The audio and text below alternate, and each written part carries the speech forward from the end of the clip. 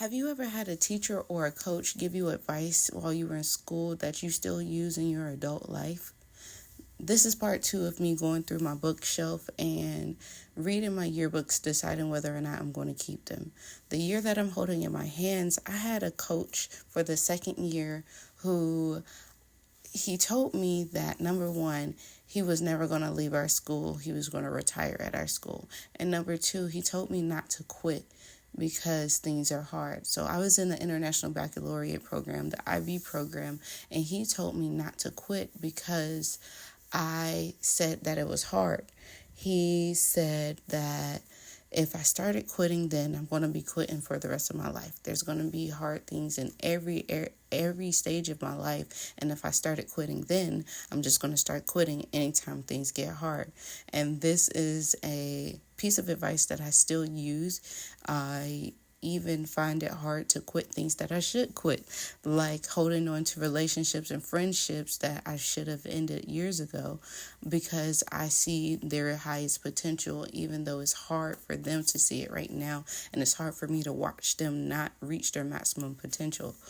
But I also find it hard for me to give up on myself.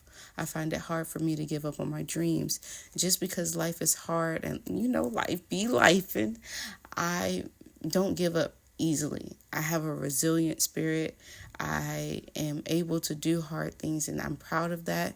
But it's hard balancing so much, and I'm not going to give up just because things are hard. So shout out to this teacher who gave me this advice. Well, he was a coach, but he was like the best coach I've ever had. He was the kind of person who would go pick up somebody at their house using his own gas to make sure they got to school if they texted him and said they missed the bus or they couldn't get a ride or whatever it was. He's the kind of person who would use his own money out of his pocket to make sure his students eat. He gave advice on the court, in the field, in the classroom. He was the kind of person you could go to if you wanted to skip class. He would put you to work though, but it was nice that you could go to him to skip class productively. And he always made sure his students knew that they had to have their priorities in order.